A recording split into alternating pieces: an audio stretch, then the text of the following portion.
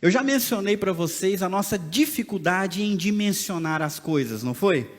Nós temos dificuldade de dimensionar os acontecimentos, os fatos, as circunstâncias. Às vezes nós damos importância demais para algo que é pequeno, e às vezes nós damos importância de menos para algo que é grande. Já viu uma criança? Ela diz para o seu pai, para a sua mãe, quero uma bicicleta. E a mãe fala, eu não tenho dinheiro. Não, mas eu tenho muitas moedas. E ela dá muita importância para poucas coisas. Nós adultos, às vezes, dizemos assim, é só política, isso não tem muita importância. É só uma tentação, é só um pecado, isso não tem muita importância. E isso tem muita importância na nossa vida. Por isso nós temos uma dificuldade de entender e dimensionar as coisas. Nessa série, nós convidamos você a olhar para o céu, a perceber que toda a criação ela é imensa. A grandeza de Deus é imensa, e quando a gente olha para o tamanho da grandeza de Deus, e depois olha para a nossa vida pequenininha nesse mundo, nós também somos expostos à imensidão da nossa pequenez. Vocês lembram que eu passei para vocês algumas proporções? Aqui tem o sistema solar, com os planetas do nosso sistema solar, exceto Plutão, que ficaria muito pequenininho, não daria para ver. A Terra está ali apontada por uma seta vermelha, ela é maior do que Mercúrio, do que Vênus, do que Marte. A Terra tem 12.756 quilômetros de diâmetro, mas não é o maior planeta do sistema solar. Nós temos 4 muito maiores, e o maior é Júpiter. Mas mesmo Júpiter não é um planeta muito grande, porque quando comparado com o Sol, daria para colocar 988 planetas Júpiter dentro do Sol. O Sol é maior do que qualquer planeta do nosso sistema solar. Olha que coincidência, essa semana foi divulgada a foto com a maior resolução da história tirada do Sol. Olha que coincidência, saiu essa semana. Eu peguei a foto e trouxe para vocês aí. Dentro de um Sol cabem 1.305.620 planetas Terra. Será que o Sol é grande? É imenso? E eu pergunto, será que o Sol é grande mesmo?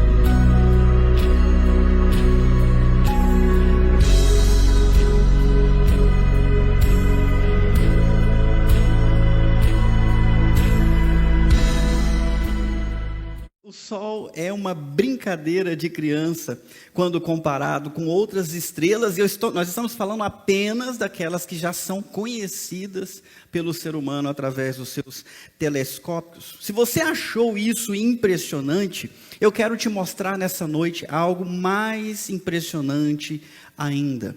Como é que o plano eterno de Deus, um Deus tão grande, capaz de fazer uma imensidão chamada universo, com estrelas tão grandes, consegue também tocar a vida de pessoas pecadoras pequenas como nós? Isso também é absurdo. Eu quero te convidar para pensar nisso hoje, nesse 4º episódio da nossa série, A Resplandecente Estrela da Manhã. Feche os teus olhos, vamos orar. Senhor, a palavra diz que os céus manifestam a glória do Senhor, mesmo sem palavras.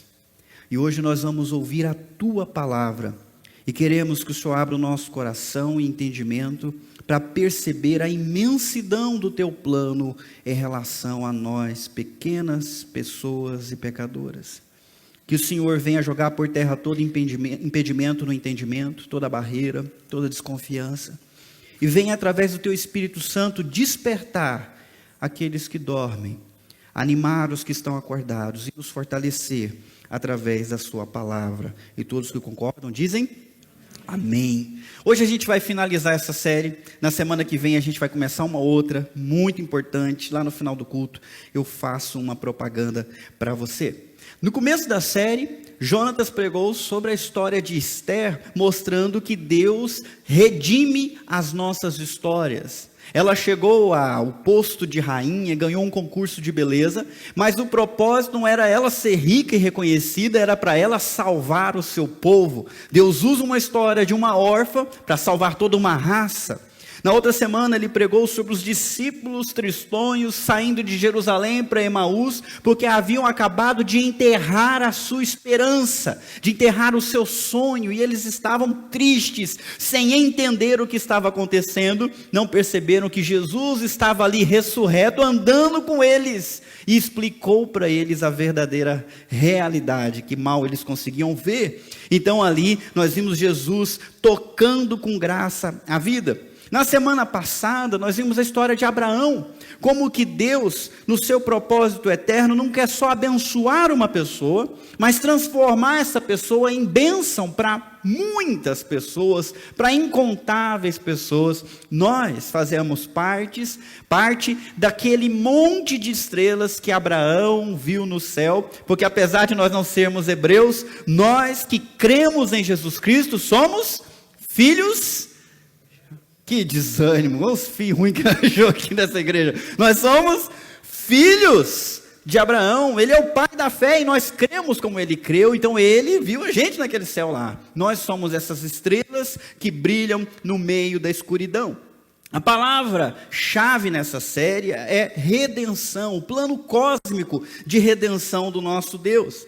Redimir significa resgatar, mudar, ampliar a realidade. E a primeira vez que a gente viu isso na Bíblia foi na história dos hebreus. Vocês devem lembrar que eles ficaram 430 anos como escravos lá no Egito, trabalhando sem liberdade.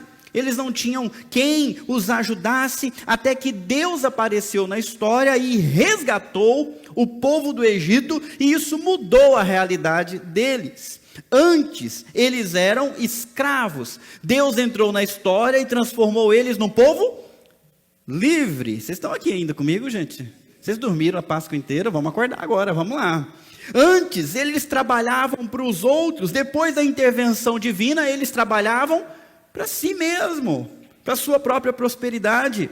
Antes, eles não tinham propriedade alguma, nem sequer sobre a sua própria vida ou a vida dos seus filhos. Mas depois que Deus interviu, Deus deu para eles uma terra abençoada, onde manava leite e mel. Vocês estão por dentro. Antes eles não tinham ninguém por eles, não tinham Deus, não tinham defensor. Deus entrou na história, humilhou os deuses do Egito e libertou eles com a sua poderosa mão. Agora eles tinham um Deus para chamar de seu, que os ajudava. A realidade deles foi transformada quando Deus resgatou, quando Deus redimiu. Mas a pergunta é: essas pessoas mudaram? Essas pessoas que foram tiradas da escravidão do Egito e levadas para uma terra prometida, elas mudaram, elas ficaram diferentes, mudou de dentro para fora? Talvez até uma outra pergunta: as pessoas mudam? Não é retórica, eu quero fazer uma pergunta para vocês: as pessoas mudam? Mudam mesmo? Calma, não seja tão rápido no sim, porque muita gente argumenta que as pessoas não mudam. E se você olhar para a história de Israel, Deus tirou eles do Egito, mas do coração de muitos o Egito não saiu do coração, não é verdade? Eles ficaram reclamando, mesmo comendo um pão do céu, dizendo: lá no Egito a gente era escravo, mas a gente tinha cebola. Gente, o que adianta cebola se você não tem liberdade? Mas eles queriam voltar. Por muitas vezes tentaram voltar. Então há quem argumente que pessoas não mudam, que quem é ruim continua ruim, e quem é bom continua bom. Muitas vezes isso é confirmado pelo nosso fracasso em promover mudanças nas áreas mais críticas das nossas vidas. Já experimentou uma? Você? tentando mudar algo que te incomoda, que te atrapalha, lutando contra uma tentação, contra o pecado, contra a fraqueza e amargando uma derrota, será que as pessoas mudam? Ou a música do Tchan que está certa? Pau que nasce torto, nunca se endireita. Faz eco a um texto de Eclesiastes capítulo 1, versículo 15. Ninguém pode endireitar o que é.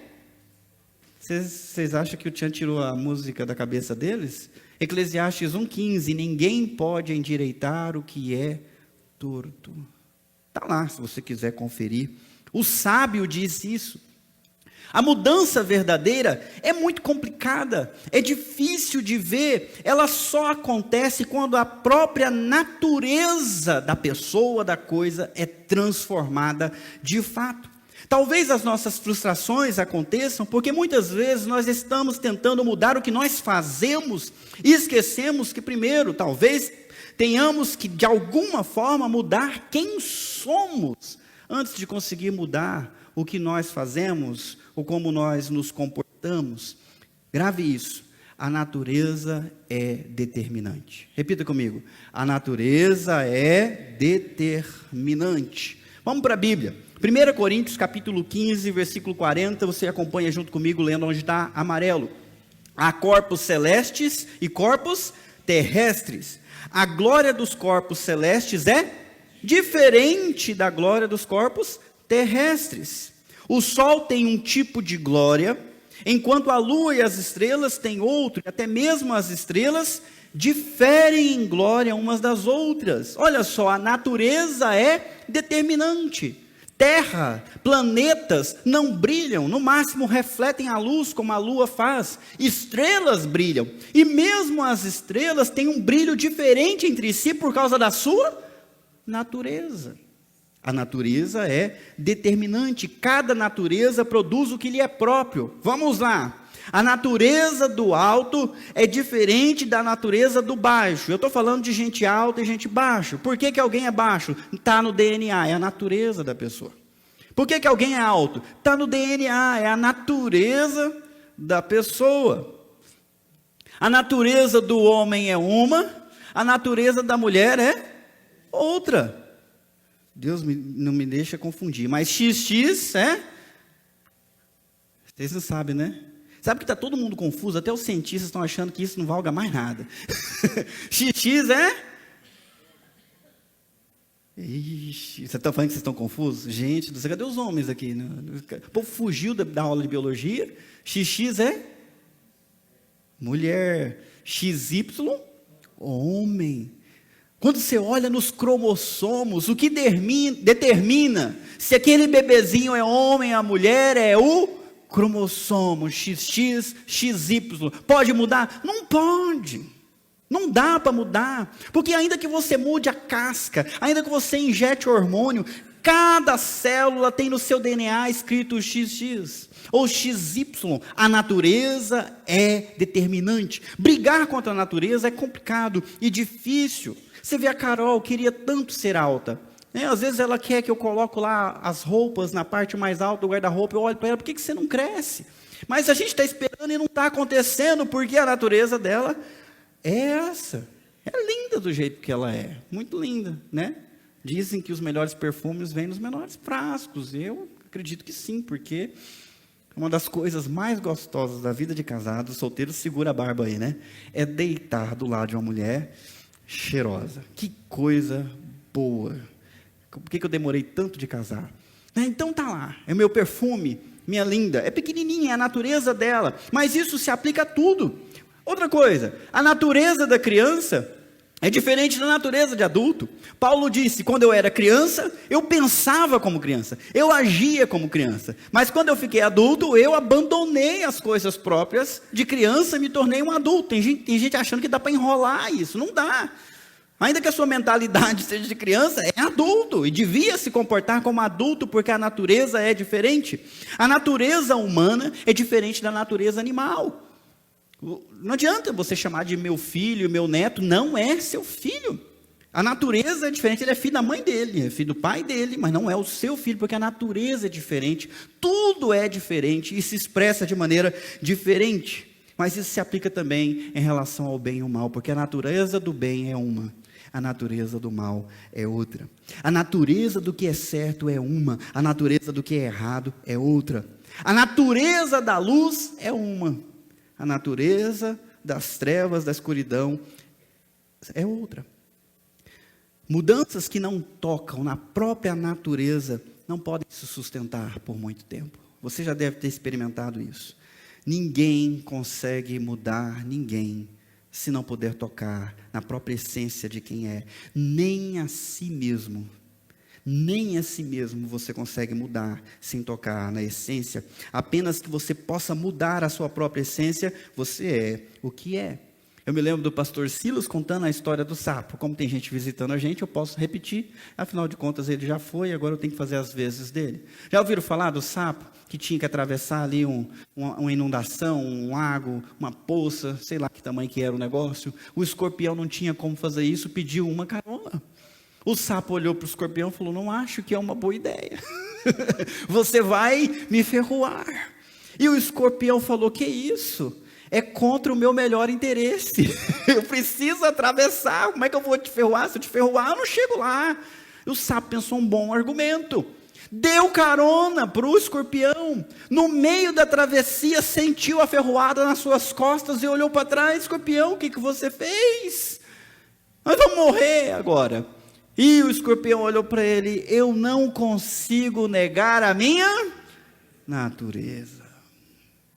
Eu ferrou, é isso que eu faço, é isso que eu sou. Então, cada um dos seres celestiais revelam a sua própria glória, revelam a sua própria natureza.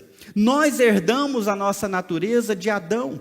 Adão foi criado à imagem e semelhança de Deus, mas ele pecou, e ao pecar, a sua natureza foi corrompida e desnaturada. Ele pecou primeiro se omitindo, deixando de cumprir a sua responsabilidade. Ele pecou quando ele rompeu com Deus e começou a desejar o que não era seu, sendo que todo o resto era. Ele pecou quando ele acreditou em uma mentira e abriu mão da verdade, acreditou no enganador e desacreditou do Deus vivo e verdadeiro. Ele pecou quando ele se deixou seduzir pela oferta da mulher, que se deixou seduzir pela oferta da serpente.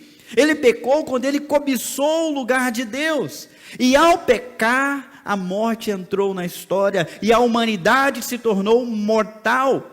Por causa dos seus pecados, ele envelheceu, ele morreu, ele foi enterrado. E eu garanto a vocês, Adão permanece mortinho da silva. Essa é a natureza de Adão. Mas e a nossa natureza hoje? Ano 2022, depois da vinda de Jesus Cristo, permanece a mesma coisa. Talvez você já tenha se perguntado, poxa, por que eu peco? Eu sei que eu não deveria fazer, mas eu faço. Eu sei que eu não deveria gritar, mas eu grito. Eu sei que eu deveria ter paciência, mas eu tenho. Eu sei que eu não deveria olhar isso, fazer aquilo. Ou que eu deveria fazer isso, eu não faço. Por que nós pecamos? Resposta: nós não podemos negar a nossa natureza. Nós somos pecadores. A natureza pecaminosa é uma realidade que se impõe. Os descendentes de Adão, homens e mulheres, são pecadores. Pode variar na frequência, pode variar na intensidade, ou até no tipo de pecado, mas ele sempre se manifesta de alguma forma. Para alguns, é muito evidente o seu pecado na área sexual. A pessoa tem dificuldade de ter uma mente pura, tem a dificuldade de viver uma sexualidade sadia e peca. Para outros, tem a ver com os sentimentos, e elas guardam facilmente a amargura, mesmo sabendo que seria muito melhor para elas simplesmente perdoar, simplesmente esquecer. Mas o pecado se manifesta e a pessoa não consegue controlar aquilo. Para alguns de nós, talvez todos, já chegamos no momento de pecar com raiva, de ficar com raiva de alguma coisa, de querer chutar a pobre da cachorra, que não tem nada a ver com a história. Acontece comigo. Não deveria ficar bravo, eu deveria praticar o domínio próprio, mas eu não posso negar a minha natureza. Hoje em dia também se manifesta muito e está virando moda vaidade. O pecado se manifestando na vaidade. Tem muita gente aparentando o que não é. Não consegue postar uma foto sem filtro. Sem filtro. Por quê? Porque vão ver como eu sou. Eu não posso ser como eu sou porque sou feio, sou feia. Então, dá uma mudada ali na aparência. Nós pecamos fazendo o que não deveríamos fazer. Pecamos deixando de fazer o que nós deveríamos fazer. Nós pecamos quando desenvolvemos uma relação promíscua com Deus, dizendo para Ele que nós o amamos, que Ele tem o nosso coração, que o nosso amor é exclusivo para Ele, mas ao mesmo tempo, reservando carinho e afeição para coisas que Deus desaprova. E amando essas coisas e dizendo, eu gosto tanto de você, não, Deus é de você, promíscua. Como se estivesse adulterando mesmo, dois amores ocupando o mesmo coração, de uma maneira impossível de levar adiante. Nós pecamos também quando violentamos nossas próprias consciências. Deus colocou dentro de você um sentimento, uma percepção do que é certo e o que é errado. Mas para fazer o que é errado, você precisa ferir essa consciência. Precisa matar essa consciência, e machucá-la, e rompê-la, ou ignorá-la, e fazer assim mesmo. E nós pecamos fazendo isso o tempo todo. Isso não é só crente que tem, até gente ímpia tem consciência dada por Deus, e quando faz o que é errado, faz contra a sua própria consciência. Nós acreditamos no que queremos acreditar, mesmo quando é uma flagrante mentira. Sabe por que existe mentiroso? Porque alguém quer ouvir a mentira que ele conta. Não é? Que espaço teria o mentiroso se ninguém desse trela para suas mentiras? A serpente estaria lá naquela árvore zanzando até hoje, se alguém não tivesse dado ouvido para ela. Ia estar tagarelando sozinha. Mas nós, assim como Eva, acreditamos no que queremos acreditar. Meu querido e minha querida, tempo de política está chegando, ok? A próxima série nós vamos falar muito sobre isso, porque eu amo vocês, eu quero preparar vocês para sair vivo do outro lado de outubro. Amém, meus irmãos? Vivo, guardando a fé e amando o irmão, amém? Nós vamos sair. A partir da próxima semana nós vamos estudar um livro da Bíblia que vai nos ensinar a sobreviver com Deus no mundo sem Deus. Nós vamos fazer isso, se prepara. Eu já quero que você fique até empolgado para essa aventura que nós vamos começar na semana que vem. Mas desde já eu digo para você, cuidado, porque as pessoas que falam, que trazem informações, trazem para você o que você quer ouvir.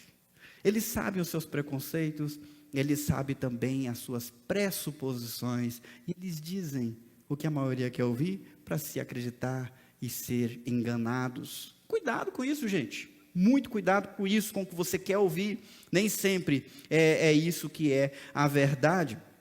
Nós também somos seduzidos. Pior, buscamos ser seduzidos. Gostamos de ser seduzidos por aquilo que não convém. Cobiçamos o que não temos, tanto na vida dos outros, quanto no próprio Deus. Adão quis o lugar de Deus, e muitos querem o lugar de Deus também. Brigamos. Alguém brigou essa semana? Quer se manifestar? Briguei mesmo. Aí eu pergunto, você apanhou ou bateu? Brigamos, ofendemos, mentimos, roubamos, adulteramos, nós fazemos tanta coisa, porque a nossa natureza pecaminosa não pode ser negada, e ela continua produzindo o que lhe é natural. Ela é podre, ela produz podridão. É isso que nós somos. Nós não produzimos vida. Uma vez que nós herdamos o pecado, e o pecado gera morte, nós produzimos morte. Seus filhos que você ajudou a criar, que você concebeu, sendo você homem ou mulher, não nascem vivos, nascem mortos nos seus delitos e pecados, estão desconectados de Deus, e é um trabalho e muita oração para que em algum momento eles recebam vida e nasçam de novo, porque nós produzimos morte. Todo Todos nós produzimos morte. De dentro da igreja, de fora da igreja, nós temos esse defeito que nós temos em comum com todas as pessoas. Então, já que todo mundo tem, faz a média, tudo bem, né, gente? Tudo bem, ué. Se todo mundo é assim, então tá beleza. Vamos aceitar e ser feliz. É isso, pessoal, tudo bem? Vamos para a Bíblia mais uma vez? Olha só o problema. Nosso corpo físico não pode herdar o reino de Deus. Este corpo mortal não pode herdar aquilo que durará para sempre. Fica comigo. O que nós enxergamos com os nossos olhos, seja olho nu, com óculos ou com telescópio Hubble, o que nós enxergamos está com os dias contados. A Bíblia fala que todas as estrelas vão se enrolar, o céu vai se enrolar como um pergaminho. Sol e estrela deixarão de existir, a terra será destruída. Tudo isso vai acabar. Os próprios cientistas fazem cálculos absurdos dizendo que há uma galáxia que vai se chocar contra a galáxia, a Via Láctea, num futuro distante. As estrelas estão em constante expansão até explodir e virar um buraco negro que consome tudo que está à sua volta. As estrelas, muitas das quais nós enxergamos nas fotos e nos vídeos que são mostrados, já estão mortas há muito tempo. É só o seu brilho que chega aqui, mas ela não está mais lá. Tudo vai acabar. A terra vai acabar, a humanidade vai acabar. Tudo vai ser destruído, mas calma, não fica desesperado, porque Deus já planejou na sua sabedoria começar tudo novo, do zero, sem nenhum defeito, e criar tudo para nunca mais se estragar, porque tudo que Ele vai criar vai durar para sempre. Deus vai começar de novo, novos céus, nova terra, nova humanidade, mas tem um problema. Nós, nessa natureza mortal, não podemos participar dessa nova vida eterna, desse novo mundo eterno, porque nosso corpo físico corrompido não pode herdar o reino de Deus. São duas realidades que não se correlacionam, não podem coexistir. E aí? Então toda a humanidade está condenada? Sim ou não? Sim. Somos todos imperfeitos, não é? Todo ser humano é imperfeito, não é mesmo, pessoal? Sim, sim. Nem todos.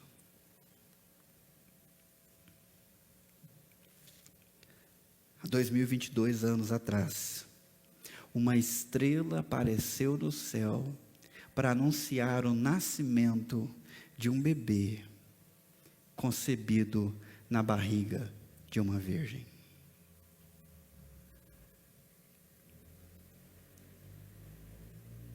XX, sem ser concebido por necessidade de espermatozoide. Plantado uma sementinha pelo próprio Deus no ventre de uma moça. A estrela apareceu para anunciar de tão importante que era aquele acontecimento. A natureza de Adão, a nossa natureza, são a mesma, mas a natureza de Jesus é distinta. Quando ele nasceu, na escuridão da noite, uma estrela apareceu para iluminar o céu. Quando ele morreu, entre 12:00 e 3h da tarde, o sol, que é a estrela maior que ilumina o nosso planeta, se apagou durante esse tempo. Houve escuridão enquanto Jesus entregava o seu espírito. Não é uma pessoa normal. A natureza de Jesus é diferente da natureza de Adão e é diferente da nossa natureza. Primeiro, porque Jesus, desde o momento que nasceu até a sua morte, nunca pecou. Ele nunca se empenhou em qualquer trabalho que desagradasse a Deus de qualquer forma. Ele honrou seus pais, ele honrou sua mãe, ele honrou seus irmãos. Ele buscou o que era bom. Com 12 anos, esse menino já discutia com os mestres da lei.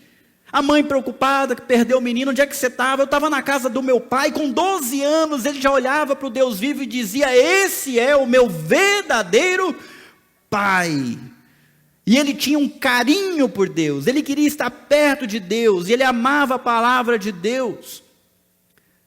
Na realidade, nós sabemos que ele era o próprio Deus, que se fez homem, abriu mão de toda a sua honra, da sua glória, da sua majestade, lá na outra realidade espiritual, e adentrou no meio da criação para se fazer gente, para se fazer servo, viveu de verdade, desprezou a mentira de Satanás reiteradamente quando ele apareceu para tentá-lo. Jesus não ouviu as mentiras, Jesus combateu as mentiras de Satanás, Jesus combateu as mentiras dos seus discípulos, Jesus combateu a mentira dos seus inimigos, não se desviou do caminho nem para a direita, nem pela esquerda, não se deixou seduzir, e se assumiu o lugar de servo dos seus discípulos, e depois assumiu o lugar de servo para toda a humanidade, porque apesar da sua vida perfeita, ele não viveu muito, ele não envelheceu. Com 33 anos, ele se entregou à morte. Por quê? O salário do pecado é a morte, ele não tinha pecado. Por que ele morreu então? Ele morreu para pagar pelos nossos pecados. João diz: esse é o Cordeiro de Deus que tira o pecado do mundo. Na minha leitura da Bíblia, eu estou lendo mais uma vez os livros do Pentateuco e vendo como é que começaram os sacrifícios na inauguração do tabernáculo. Todo santo dia, pelo menos 2 animais eram mortos.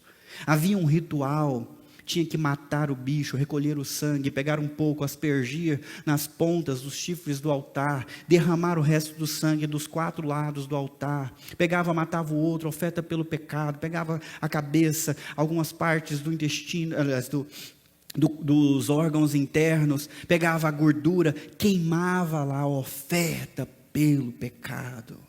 Sangue derramado todo santo dia para pagar o pecado que o sacerdote cometeu, para pagar o pecado de quem se aproximava para ter um relacionamento com Deus e adorá-lo. Não era possível chegar diante de Deus com as mãos vazias. Quem era pobre tinha que trazer pelo menos 2 rolinhas, porque precisava fazer expiação pelo seu pecado. Arão e os seus descendentes foram escolhidos para serem sacerdotes um após o outro, porque até os sacerdotes pecavam e morriam, pecavam e morriam, pecavam e morriam, e iam sendo substituídos geração após geração, até chegar o principal sacerdote, o sumo sacerdote, não segundo a ordem de Arão, mas segundo a ordem de Melquisedeque. Esse sacerdote ofereceu um sacrifício definitivo. Por que nós não temos mais sumo sacerdote? Porque o nosso sumo sacerdote está vivo, não precisa mais ser substituído. Ele ofereceu o seu próprio sangue puro, sem pecado, para satisfazer a ira de Deus, para pagar o nosso pecado e mudar a nossa natureza. O negócio foi tão poderoso e tão impressionante que quando Jesus foi enterrado no túmulo de uma pessoa rica, a pedra foi rolada, o selo de Pilatos foi colocado lá para ninguém mexer. Na sexta-feira, antes das 6 horas da tarde, era um desespero só.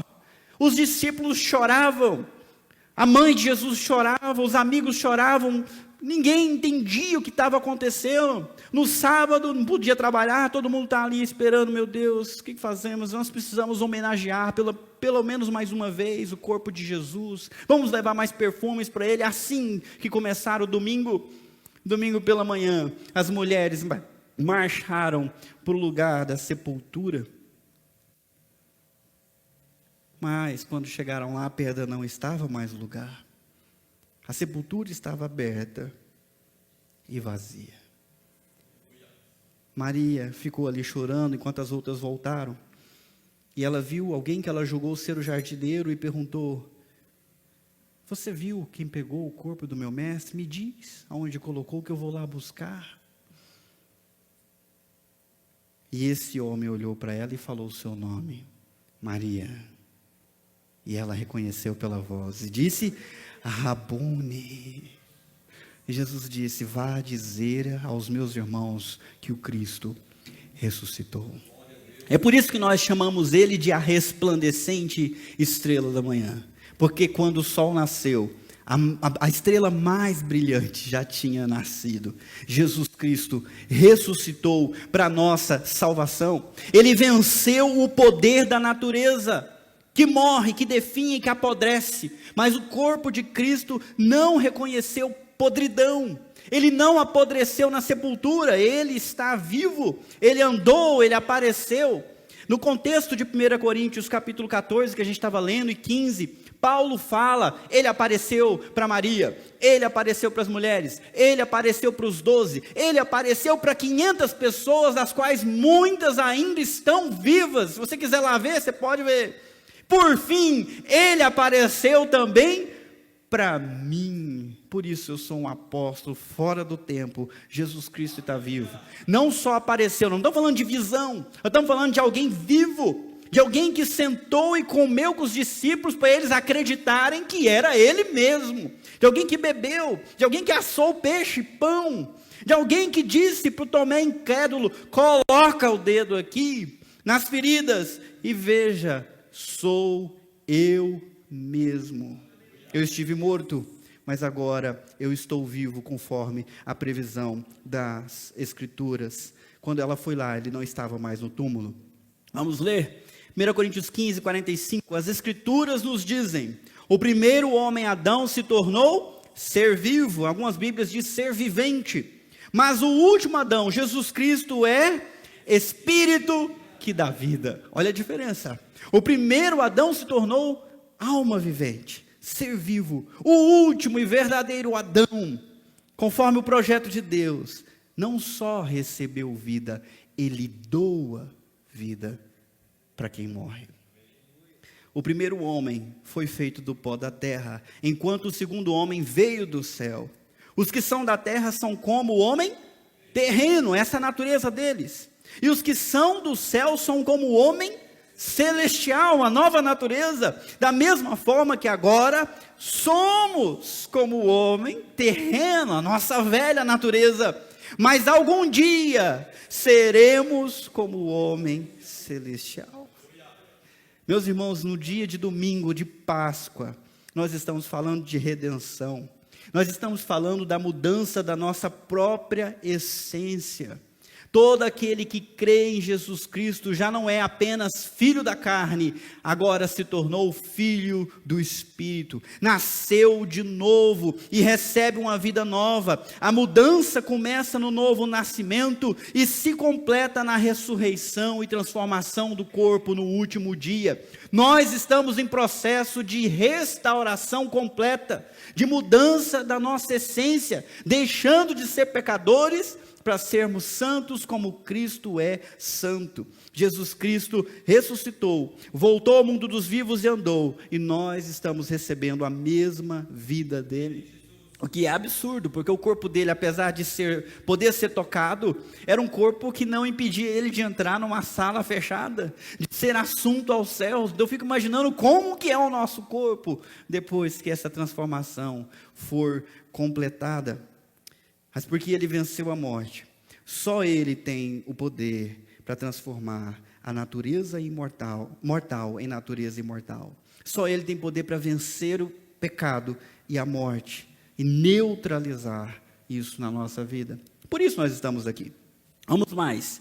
Mas eu lhes revelarei um segredo maravilhoso. Abre os ouvidos. Prontos? Nem todos dormiremos, mas todos seremos. Ele está falando para a igreja do Senhor Jesus Cristo. Todos seremos transformados. Acontecerá num instante, num piscar de olhos, ao som da última trombeta. Pois quando a última trombeta soar, aqueles que morreram ressuscitarão, a fim de viver para sempre. Meus irmãos, a morte não tem mais a sua vitória. Porque quando o rei voltar, alguns irmãos que nos deixaram com uma profunda saudade, vão se erguer novamente. O Sr. Ivar ainda vai tocar a gaita dele muito. e outros que a gente tem tanto carinho na história da Nova Jerusalém, estarão de pé quando a última trombeta tocar, porque eles ressuscitarão. Mas e os cristãos que estiverem vivos? E nós que estivermos vivos também seremos transformados, pois nosso corpo mortal precisa ser transformado em corpo imortal. Enquanto tem muita gente querendo ficar rico, enquanto tem muita gente querendo felicidade, sem perceber que às vezes ao abraçar isso, está deixando de abraçar a oferta de vida eterna em Jesus Cristo, nós abrimos mão de tudo pelo privilégio de viver eternamente com Jesus Cristo. 1 Coríntios 15, então, quando o nosso corpo mortal tiver sido transformado em corpo imortal, se cumprirá a passagem das Escrituras que diz, agora eu quero vocês bem forte, a morte foi engolida na vitória. Ó morte, onde está a sua vitória? Ó morte, onde está seu aguilhão? O pecado é o aguilhão da morte que nos fere, e a lei é o que torna o pecado mais forte. Mas graças a Deus que nos dá vitória sobre o pecado e sobre a morte, por meio de nosso Senhor Jesus Cristo. Aleluia. Se você está acompanhando comigo, Jesus Cristo mudou tudo, tudo. Você que não tinha força contra os seus pecados, contra as suas fraquezas, você que amargava derrota contra a sua própria natureza, e se sentia devedor de um Deus santo, como é que Ele pode amar alguém como eu? Como é que Ele pode aceitar alguém como eu? Eu não leio a Bíblia o tanto que eu deveria ler, eu não participo da igreja o tanto que eu deveria participar, eu falei com meu marido, eu falei com os meus filhos, eu não fiz isso, eu deixei de fazer aquilo, como que eu vou atingir o padrão divino para eu ser escolhido? Essa história tem a ver conosco porque não havia esperança para a nossa dor. O pecado e a morte seriam um destino cruel de todo ser humano, porque é isso que o pecado merece. Porém, Jesus mudou essa realidade e conquistou vida para meros mortais.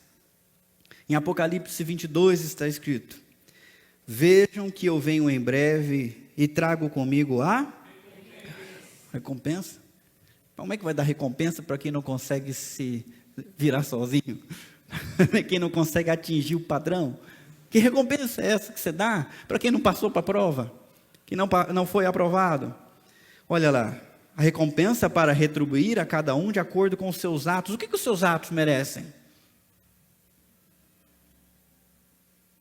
Eu sou o alfa e o ômega, o primeiro e o último, o princípio e o fim.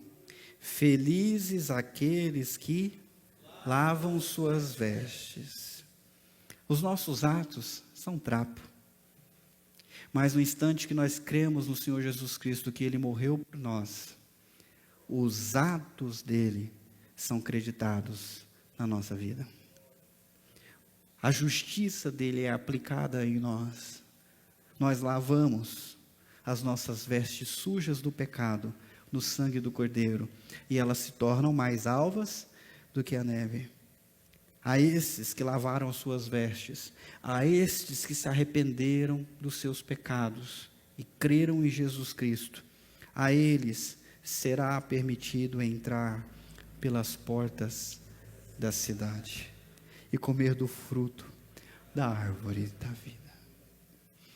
Onde é que você ouviu falar que um Deus santo e majestoso ia dar um jeito para pecadores miseráveis entrarem pela porta da cidade eterna, estender a sua mão e comer do fruto da árvore da vida? Eu não disse que isso é mais impressionante do que a maior estrela? Jesus Cristo, a resplandecente estrela da manhã, não só brilhou, como nos transforma em seres que têm uma nova glória, uma nova majestade, que são recebidos pela porta, como é recebido um rei, como é recebido um cidadão, um embaixador. E é permitido comer dessa árvore que foi negada a Adão e Eva. Eles foram expulsos do jardim para não acontecer de estenderem a mão e também comerem do fruto da árvore da vida. Porque se eles fizessem isso, eles seriam para sempre pecadores. Mas porque Jesus Cristo resolve o problema de verdade, após nós termos sido glorificados, e esse corpo mortal ser revestido de imortalidade, nós podemos sim comer da árvore da vida e viver eternamente, porque a obra estará concretizada. Aleluia. Do lado de fora da cidade ficam os cães, os feiticeiros, os sexualmente impuros, os assassinos, os adoradores de ídolos e todos que gostam de praticar a mentira. Quando a gente lê aqui do lado de fora ficam os cães, não estão falando do cachorro. Pode ser que os cachorros vão para o céu, sei lá, não sei se o espírito dele sobe ou desce. Quando ele fala cães, ele está se referindo ao que vem depois dos 2 pontos. Os feiticeiros, os sexualmente impuros, os assassinos, adoradores de ídolos, todos que gostam, que amam praticar a mentira. Isso choca, né? Assustador. Eles não têm a possibilidade de entrar, porque eles amaram as coisas erradas. Porque pior do que amar as coisas erradas, nós todos já amamos, eles desprezaram o único meio de salvação. Eles rejeitaram o único mediador entre Deus e os homens. Eles não quiseram passar na única ponte que Deus construiu para o ser humano voltar para Ele. O nosso mundo está cheio de gente assim, que ama o pecado. Mas eu quero dizer para você que está ouvindo isso, Deus te dá a oportunidade de amar aquele que merece ser amado. Aquele que deu a vida por você merece toda a paixão do seu coração. Ele merece que você tenha a coragem de largar o resto para abraçá-lo com força. Ele merece que você passe em cima do seu orgulho, da sua vaidade, do seu desejo e considere tudo isso como esterco. Isso não vale nada. A vida eterna está à disposição. O que é que você vai abraçar e amar no lugar disso? Eu, Jesus, enviei meu anjo a fim de lhes dar esta mensagem para as igrejas. Eu sou a origem de Davi e o herdeiro do seu trono. Sou a brilhante estrela da manhã. Algumas Bíblias falam resplandecente estrela da manhã. O Espírito e a noiva dizem, vem. Que todo aquele que ouve diga, vem. Quem tiver sede, venha. Quem quiser, beba de graça da água da vida. Hoje nós vamos participar, pela segunda vez nesse mês, do banquete que Jesus Cristo comprou para nós com o seu sangue e com o seu corpo. Mas, para qualquer pessoa que esteja acompanhando isso, esse é o tempo certo de você fazer a sua escolha. Esse é o tempo certo de você entender que o pecado só vai pagar, só vai trazer de resultado para a sua vida a morte. É só isso que entrega no final. Mas se você abrir mão da sua vida e entregá-la para Jesus Cristo, e ouvir o seu chamado dizendo, está com fome, está com sede, vem e coma de graça, eu já paguei. Entregue a sua vida para mim, e eu entrego a minha vida para você. Esse é o convite. Para aqueles que já estão em Cristo, na Páscoa a gente lembra, que não importam os entreveros, as dificuldades internas e externas, Jesus Cristo venceu a morte, e todo aquele que nele crê, também é mais do que vencedor. Tudo vai terminar bem, basta você manter comunhão com Jesus Cristo, e a mesa nos lembra disso. Quando nós comemos o pão, quando nós bebemos o cálice, nós lembramos que a nossa vida não nos pertence. Ele comprou por um preço alto, nós somos dele, para ele nós vivemos, e é isso que nós vamos fazer nesse momento. Queria convidar você a fechar os seus olhos, e sondar o teu coração.